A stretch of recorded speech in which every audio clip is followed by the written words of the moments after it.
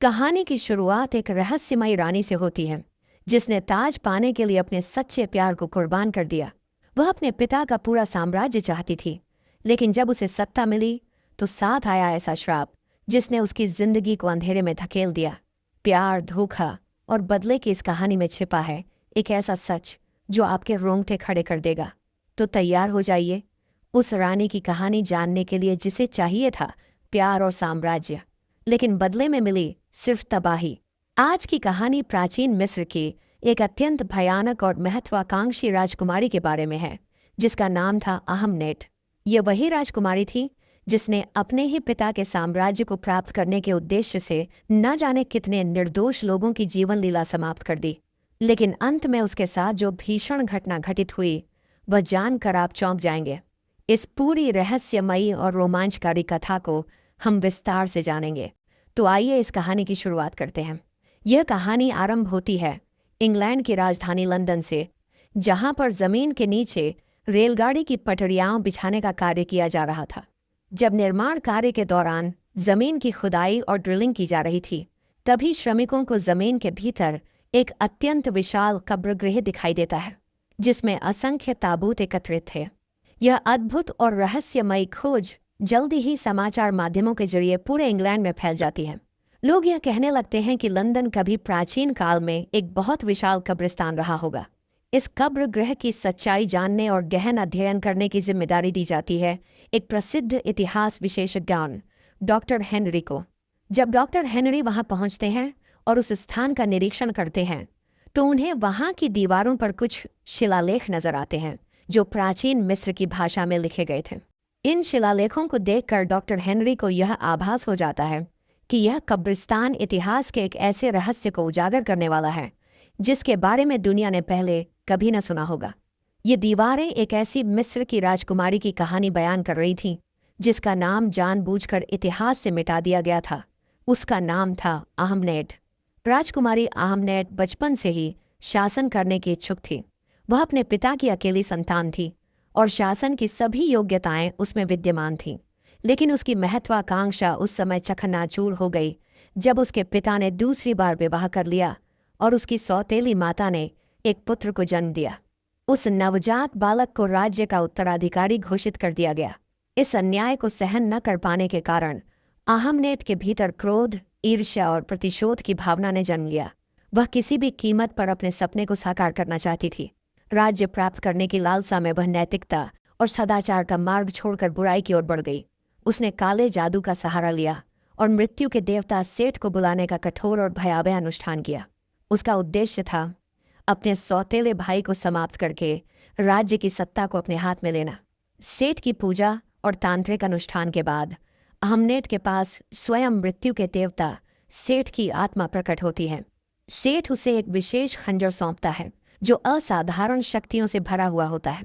जैसे ही वह खंजर अहमनेट के हाथों में आता है, उसका शरीर धीरे धीरे बदलने लगता है। उसकी आंखों में अजीब चमक आ जाती है, उसकी त्वचा पर प्राचीन चिन्ह उभरने लगते हैं और वह एक सामान्य इंसान से कहीं अधिक शक्तिशाली बन जाती है। अब अहमनेट के अंदर बुराई की शक्तियां पूरी तरह समा जाती हैं। वह उसी खंजर का प्रयोग करके पहले अपने पिता की हत्या कर देती है और फिर अपने नवजात भाई को भी खत्म कर देती है ताकि वह दोबारा सत्ता के उत्तराधिकारी बन सके। लेकिन अहमनेट का लक्ष्य सिर्फ राज्य हासिल करना नहीं था। वह चाहती थी कि सेठ, मृत्यु का देवता, इस धरती पर एक इंसानी शरीर में जन्म ले और स्वयं शासन करे। इसके लिए अहमनेट को किसी एक जीवित इंसान को चुनकर उसे सेठ की आत्मा का माध्यम बनाना होता। उसने एक उपयुक्त व्यक्ति को चुन भी लिया था, लेकिन जैसे ही वह खंजर से उसकी बलि चढ़ाने जा रही थी, तभी राजा के सैनिक वहां पहुंच जाते हैं और उसे पकड़ लेते हैं। सैन्य अधिकारियों के आदेश पर अहमनेट को जीवित अवस्था में मम्मी बना दिया जाता है। फिर उसे मिस्र से बहुत दूर एक अनजान स्थान पर जमीन की गहराइयों में दफना दिया जाता है ताकि वह कभी वापस ना आ सके। उधर इंग्लैंड में मिला वह विशाल कब्रिस्तान अभी भी अध्ययन और जांच का विषय बना हुआ था। वैज्ञानिक और इतिहासकार लगातार उसके रहस्यों को उजागर करने में लगे हुए थे। वहीं दूसरी ओर मेसोपोटामिया क्षेत्र में दो अमेरिकी सैनिक, निक और वेल, एक प्राचीन नक्शा लेकर एक सुनसान जगह पर पहुंचते हैं। ये नक्शा उन्होंने एक पुरातत्व विशेषज्ञ से चुपके से चुरा लिया था। इन दोनों सैनिकों को विश्वास था कि इस स्थान पर उन्हें बहुमूल्य रत्न, सोना और हीरे जवाहरात मिल सकते हैं। लेकिन जैसे ही वे पास के गांव में दाखिल होते हैं, वहां के रहवासी लोग उन पर अचानक हमला कर देते हैं। इस अप्रत्याशित हमले से बेल घबरा जाता है और अमेरिकी सेना से हवाई सहायता बुला लेता है। यूएस सेना की गोलियों और बमबारी से गांव वाले भाग जाते हैं, लेकिन इस भारी हमले के कारण जमीन में एक बहुत बड़ा गड्ढा बन जाता है। तभी उस स्थान पर वह महिला आर्कियोलॉजिस्ट जैनी भी पहुंचती है, जिससे उन्होंने नक्शा चुराया था। जैसे ही जैनी निक को देखती है, वह गुस्से में आकर उसे एक जोरदार तमाचा जड़ देती है और अपना नक्शा वापस मांगती है। निक अपनी गलती मानने से साफ इनकार कर देता है। तभी जैनी की नज़र उस बड़े गड्ढे पर पड़ती है और वह तुरंत अनुमान लगा लेती है कि उस जगह पर कुछ पुरातन, ऐतिहासिक और बेहद कीमती चीज़ें दबी हुई हो सकती हैं। इसके बाद वहां पहुंचे अमेरिकी सेना के प्रमुख अधिकारी कर्नल ग्रीनवे जैनी को केवल 2 घंटे का समय देते हैं, ताकि वह उस जगह की जांच करके जो कुछ भी जरूरी हो वह पता लगा सके। उस गहरे गड्ढे की जांच करने के लिए अब जैनी खुद उसमें उतरती है। उसकी सहायता के लिए कर्नल ग्रीनवे, निक और वेल को भी उस गड्ढे के अंदर भेज देते हैं। जब ये लोग नीचे पहुंचते हैं तो वहां की छत से निक पर चांदी जैसी दिखने वाली एक चमकदार तरल की बूंदें टपकती हैं। जैनी इसे देखकर बताती है कि ये मर्क्यूरी की बूंदें हैं और प्राचीन मिस्र की परंपराओं में मर्क्यूरी का उपयोग बुरी आत्माओं को काबू में रखने के लिए किया जाता था। थोड़ा और आगे बढ़ने पर उन्हें मर्क्यूरी से भरा एक कुआं दिखाई देता है। कुएं के चारों ओर का माहौल देखकर ऐसा प्रतीत होता है कि किसी खतरनाक आत्मा को यहाँ कैद करके रखा गया था। जैनी उस जगह की चीज़ों को ध्यान से समझने की कोशिश कर रही थी। तभी निक अचानक ही वहां एक रस्सी पर गोली चला देता है। उस रस्सी के टूटते ही मर्क्यूरी के कुएं से एक बड़ा भारी ताबूत बाहर निकलने लगता है। जैसे ही ताबूत बाहर आता है, वहां एकदम से ढेर सारी मकड़ियां निकल आती हैं और उनमें से एक मकड़ी वेल को काट लेती है। इसी बीच निक जैसे ही ताबूत के पास जाता है, उसे अचानक अजीब विजन दिखने लगते हैं। उसे उस पुराने समय की राजकुमारी आहमनेट दिखाई देती है, जो उससे कहती है, तुमने मुझे आज़ाद किया है और अब मैंने तुम्हें चुना है। तभी जैनी उसे जोर से पुकार कर होश में लाती है और फिर वे सब मिलकर उस ताबूत को लेकर हेलीकॉप्टर में चढ़ जाते हैं। हवाई जहाज में शुरू में सब कुछ सामान्य लग रहा होता है, लेकिन जिस मकड़ी ने वेल को काटा था उसका असर अब दिखने लगता है। वेल का बर्ताव धीरे धीरे बदलने लगता है और वह आहमनेट के प्रभाव में आने लगता है। अचानक वेल उठकर ताबूत के पास जाता है और जैसे ही कर्नल ग्रीनवे उसे रोकने के लिए पास आते हैं, वेल उन पर चाकू से हमला कर देता है और उन्हें मार डालता है। कर्नल को मारने के बाद वेल बाकी लोगों पर भी हमला करने की कोशिश करता है, लेकिन निक बहादुरी दिखाते हुए वेल पर गोली चला देता है, जिससे वेल की मृत्यु हो जाती है। लेकिन मुसीबत यहीं खत्म नहीं होती। तभी आकाश में बहुत सारे काले कौवे आकर विमान पर हमला कर देते हैं। कौओं के हमले से हवाई जहाज अपना संतुलन खो देता है और गिरने लगता है। इस संकट के बीच निक तुरंत जैनी को पैराशूट पहनाकर विमान से नीचे धकेल देता है ताकि उसकी जान बच सके। लेकिन खुद निक इस विमान दुर्घटना में बच नहीं पाता और उसकी मृत्यु हो जाती है। अब अगले दृश्य में हम देखते हैं कि जैनी को एक दुखद खबर मिलती है। एयरक्राफ्ट में जो लोग थे उन सब की मृत्यु हो गई है। जैनी को उनकी पहचान करने के लिए अस्पताल के मुर्दाघर बुलाया जाता है। मुर्दाघर में बाकी सभी मृत शरीरों के साथ निक की लाश भी पड़ी होती है। लेकिन जैसे ही जैनी वहां पहुंचती है, एक चौंकाने वाली घटना होती है। निक अचानक से जीवित हो जाता है। सबसे हैरानी की बात यह थी कि इतनी बड़ी दुर्घटना के बाद भी उसके शरीर पर कोई भी चोट या घाव नहीं था। निक को कुछ भी समझ नहीं आ रहा था। वो परेशान था कि वो जिंदा है या मर चुका है। तभी उसे वेल की आत्मा दिखाई देती है। निक उससे सवाल करता है, क्या मैं अभी भी जीवित हूँ? तो वेल जवाब देता है, हाँ, तुम जिंदा हो, लेकिन अब तुम ये सोचोगे कि काश तुम मर ही गए होते। तभी जैनी भी मुर्दाघर में आ जाती है और निक को जीवित देखकर सभी लोग दंग रह जाते हैं। वहीं दूसरी ओर जिस जगह पर हवाई जहाज गिरा था वहां पुलिस पहुंचती है। उनमें से एक पुलिस वाला गलती से वो ताबूत खोल देता है जिसमें मिस्र की उस खतरनाक राजकुमारी को बंद किया गया था। जैसे ही ताबूत खुलता है, उसकी आत्मा दोबारा जाग उठती है।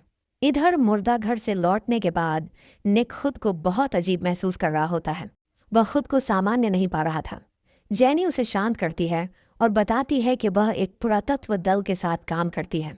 जैनी कहती है कि जो ताबूत उन्हें मिला था उस पर कुछ खास संकेत और पुराने अक्षरों में लिखा था, जिससे यह साफ हो गया कि ताबूत में जो शव था वह प्राचीन मिस्र की राजकुमारी आहमनेट का था।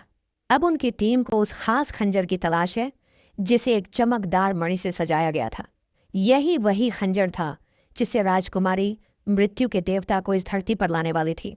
पर अब वह मणि कहीं खो चुकी है। कुछ समय पहले इंग्लैंड में जो पुराना कब्रिस्तान मिला था, वहां उस मणि के होने की उम्मीद है। इन सभी बातों और विमान हादसे को जोड़कर जैनी को लगने लगता है कि शायद उन्होंने किसी पुरानी शक्ति को गुस्सा दिला दिया है, कोई ऐसा देवता जो अब जाग चुका है। निक जैनी की बातों पर ठीक से ध्यान नहीं दे पा रहा था क्योंकि उसे बार बार वेल दिखाई दे रहा था। वो डर कर वॉशरूम की ओर भागता है और वहां भी उसे वेल नजर आता है। वेल उसे बताता है, हम दोनों अब श्राप के घेरे में आ चुके हैं और अब हमें वही करना होगा जो वो राजकुमारी चाहेगी। निक अभी भी उलझन में था और समझ नहीं पा रहा था कि यह सब वास्तव में हो रहा है या सिर्फ उसकी कल्पना है। जब वह वॉशरूम से बाहर निकलता है तो उसे दूर एक रहस्यमय परछाई दिखाई देती है और कुछ ही पलों में ढेर सारे चूहे उसे चारों ओर से घेर लेते हैं। तभी जैनी आकर निक को बचा लेती है, लेकिन निक को लगता है कि ये सब उसकी कल्पना हो सकती है। अब निक जैनी से कहता है, तुम जो भी कह रही थी वो सब सच है। हमने कुछ बहुत बुरा कर दिया है। शायद हमने किसी देवी या देवता को नाराज कर दिया है और अब हमें इस परेशानी को खत्म करने के लिए उस ताबूत का रहस्य खोलना ही होगा। इसके बाद निक जैनी को उसी जगह लेकर जाता है जहां उनका हवाई जहाज गिरा था। वहां पहुंचकर दोनों ताबूत ढूंढने लगते हैं, लेकिन तभी कुछ अजीब लोग निक को पकड़ लेते हैं। ये वही लोग होते हैं जिनकी शक्ति राजकुमारी आहमनेट ने छीन ली थी और अब वे अजीब से जॉम्बी जैसे बन चुके थे। वे लोग निक को अपने साथ ले जाते हैं। थोड़ी देर बाद आहमनेट भी वहां आ जाती है और वह देखती है कि उस खंजर से जुड़ा हुआ चमकीला पत्थर वहां नहीं है। तभी जैनी वहां पहुंच जाती है। जैनी को देखते ही आहमनेट उसके तरफ बढ़ती है और उसी वक्त निक जॉम्बीज से लड़कर उन्हें मार डालता है। इसके बाद निक पीछे से आहमनेट पर चाकू से वार कर देता है, जिससे आहमनेट कमजोर हो जाती है। इसका फायदा उठाकर निक और जैनी वहां से भागने की कोशिश करते हैं। उन्हें बाहर खड़ी एक एम्बुलेंस मिलती है और दोनों उसी में बैठकर भागने लगते हैं, लेकिन आहमनेट के जॉम्बीज उनके पीछे पड़ जाते हैं। भागते भागते उनकी एम्बुलेंस का एक्सीडेंट हो जाता है। एक्सीडेंट के बाद निक देखता है कि सामने आहमनेट खड़ी है। वह उसे रोकने की कोशिश करता है, लेकिन तभी आहमनेट जैनी के पास पहुंच जाती है और उसे मारने ही वाली होती है कि अचानक जैनी के साथी जो खुदाई और इतिहास से जुड़े शोध करते हैं वहां आ जाते हैं। वे आहमनेट को पकड़कर अपने रिसर्च सेंटर ले जाते हैं। अब सीन रिसर्च सेंटर में होता है जहां डॉक्टर हेनरी नाम के एक जानकार निक से मिलते हैं। वे निक को बताते हैं कि उनका ग्रुप बुराई को खत्म करने के लिए काम करता है। उन्होंने आहमनेट को काबू में कर लिया है और उसकी ताकत को कमजोर करने के लिए उसके शरीर में मर्क्यूरी भरी जा रही है ताकि उस पर और जांच की जा सके। डॉक्टर हेनरी ये भी बताते हैं कि निक अब श्रापित हो चुका है। इसके बाद निक को फिर से वही भयानक सपने और विजन आने लगते हैं। आहमनेट उसके सपनों में उसे लुभाने लगती है और कहती है कि अगर वह उसकी मदद करे और सेठ को इस दुनिया में वापस लाए तो वह अमर हो जाएगा और दोनों मिलकर दुनिया पर राज करेंगे। लेकिन जैनी निक को समझाती है कि उसे आहमनेट की बातों में नहीं आना चाहिए। वह एक अच्छा इंसान है और उसे बुराई के रास्ते पर नहीं जाना चाहिए।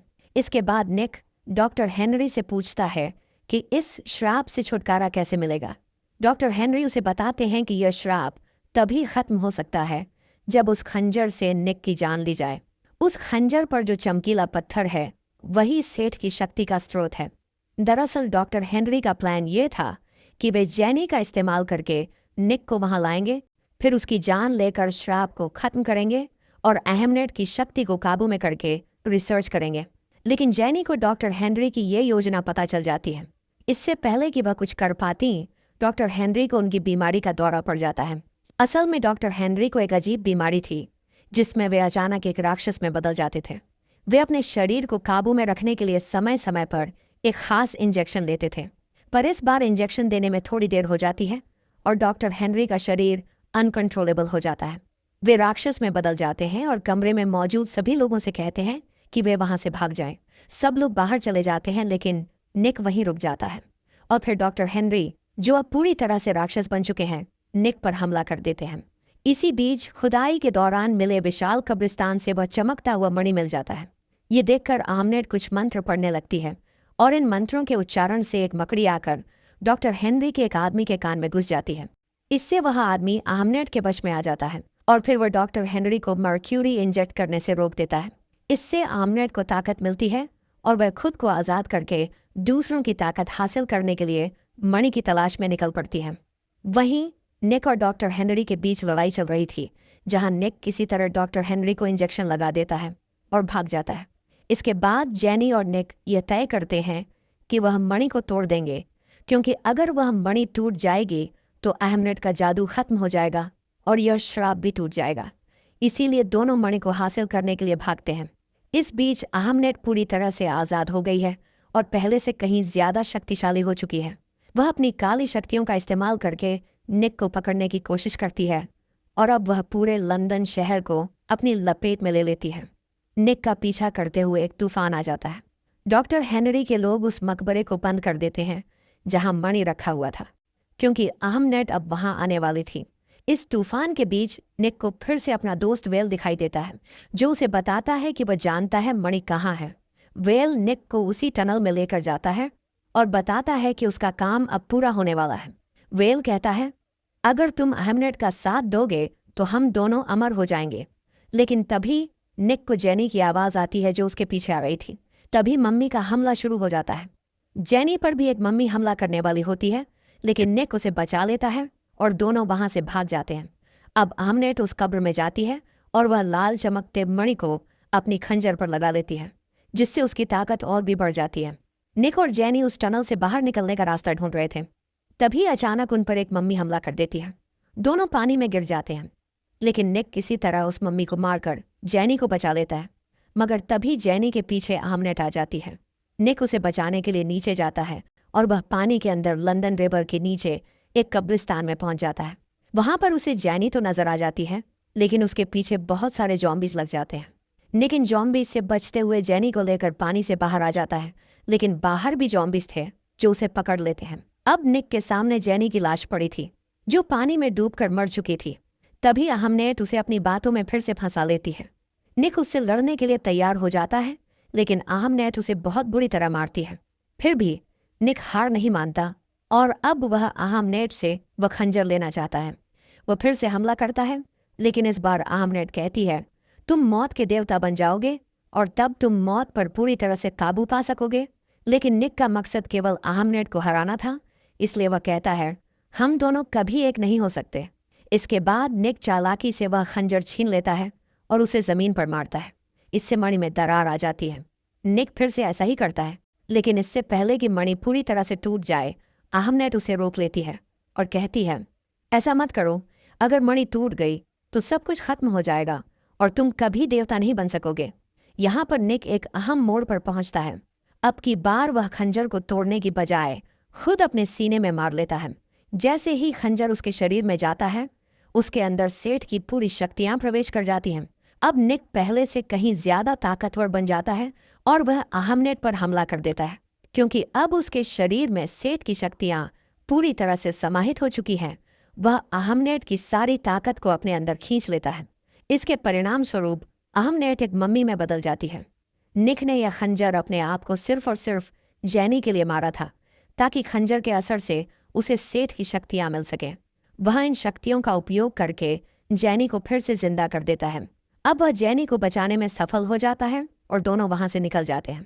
कुछ समय बाद डॉक्टर हेनरी वहां आते हैं और जेनी को बताते हैं कि उन्हें यह नहीं पता कि निक अपनी नई मिली हुई शक्तियों का उपयोग बुराई के लिए करेगा या अच्छाई के लिए। कहानी का अंत तब होता है जब हम निक को इजिप्ट के रेगिस्तान में देखते हैं, जहां उसका दोस्त वेल भी मौजूद है, जिसे निक ने पहले ही जिंदा कर लिया था। दोनों अब एक अनजान सफर की शुरुआत करने जा रहे होते हैं और इसी के साथ इस कहानी का समापन हो जाता है।